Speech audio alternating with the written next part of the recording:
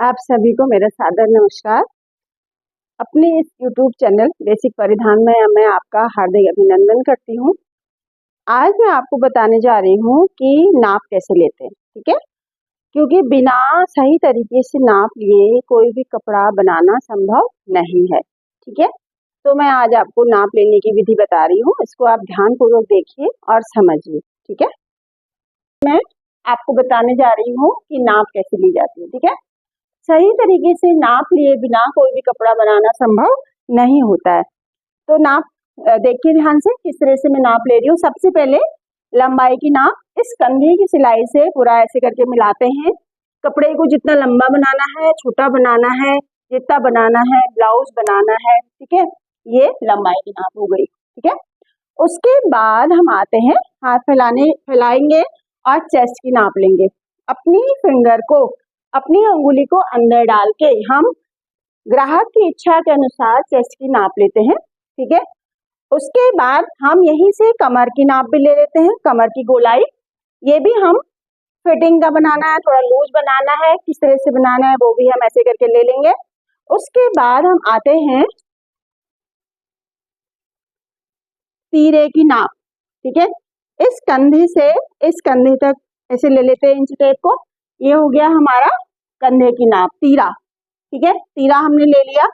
उसके बाद हम आते हैं अक्रॉस चेस्ट, आगे से ब्लाउज बहने लग जाता है, कंधा ढीला हो जाता है और उसके लिए हम ये चेस्ट वाला आप पूरा इसके बारे में चेस्ट में आते हैं, उसको क्रॉप करेंगे, ये दुपट्टे से नहीं दिखना।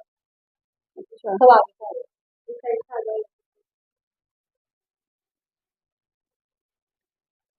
तो ये ले लेते हैं हम किसका हूँ, ये वाला अक्रॉस चेस्ट, अक्रॉस चेस्ट की नाप, ठीक है?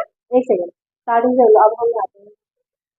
जैसे कभी ब्लाउज का कंधा बहने लग जाता है या सूट का कंधा बहने लग जाता है, हमारे यहाँ से फिटिंग सही नहीं आती है, तो उसके लिए हम तीरे के बाद एक और नाप लेते हैं अक्रॉस चेस्ट, ठीक है? आगे ब्लाउज के लिए स्पेशली होता है ये, तो ब्लाउज के लिए हम अक्रॉस चेस्ट की नाप भी ले लेते हैं, ठीक है? उसके बाद हम ले लेते हैं कमर गहराई। कमर गहराई, ये कमर की लंबाई भी आप बोल सकते हो, कमर गहराई भी आप बोल सकते हो, जहां पर से आप सूट की ब्लाउज की फिटिंग करोगे, ठीक है?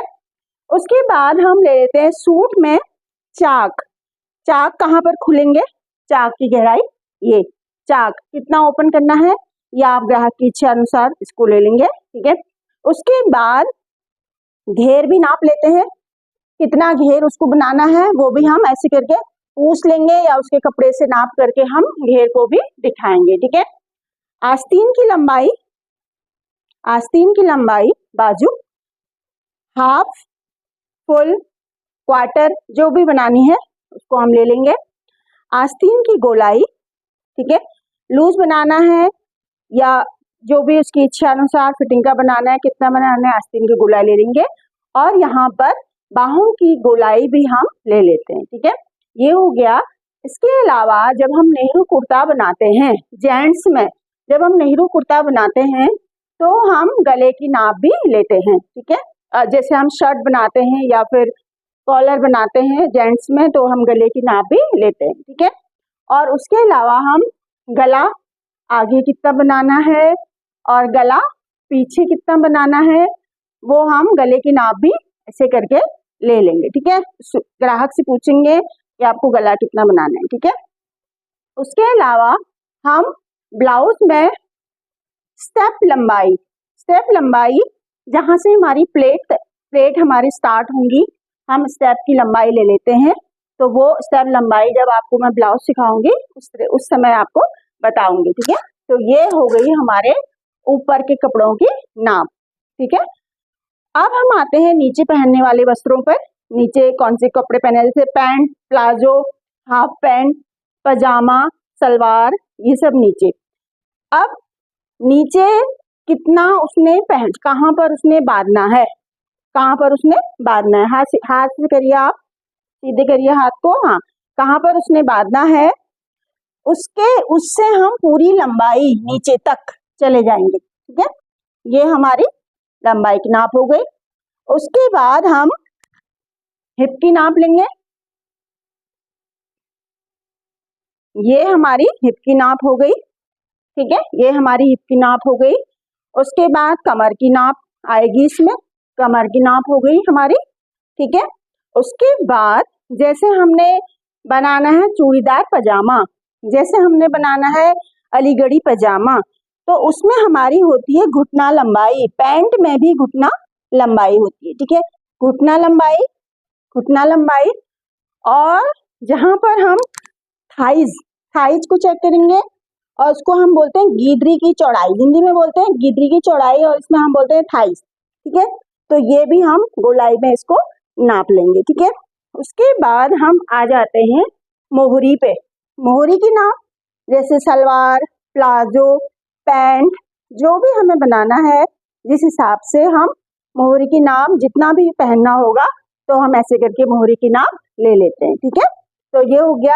इसके अलावा चूड़ीदार पजामे में पिंडली गोलाई, देखिए घुटने के नीचे वाले भाग को पिंडली कहते हैं, घुटने के नीचे वाले भाग को पिंडली कहते हैं। तो पिंडली की गोलाई, पिंडली की गोलाई नाप करके हम यहाँ पर सही तरीके से फिटिंग रखेंगे ताकि हमारा चूड़ीदार पजामा जो है अच्छे से फिट आ जाए, ठीक है। तो ये है नीचे पहनने वाले कपड़ों की नाप। मैं उम्मीद करती हूँ आप लोगों को नाप लेने का तरीका समझ में आया होगा। जो भी कमियां हैं, जो भी आप लोग नहीं समझ पा रहे हो, मुझे कमेंट करके बताइए। और फिर हम क्या जब कपड़ा बनाएंगे तो उसमें मैं आपको प्रत्येक नाप फिर से समझाऊंगी और बताऊंगी कि क्या कौन कौन से नाप हम ले रहे हैं, तो उसमें आप और अच्छी तरह से समझ जाएंगे, ठीक है। धन्यवाद बहुत बहुत, मेरे साथ बने रहिए, चैनल को सब्सक्राइब कीजिए, लाइक कीजिए, शेयर कीजिए।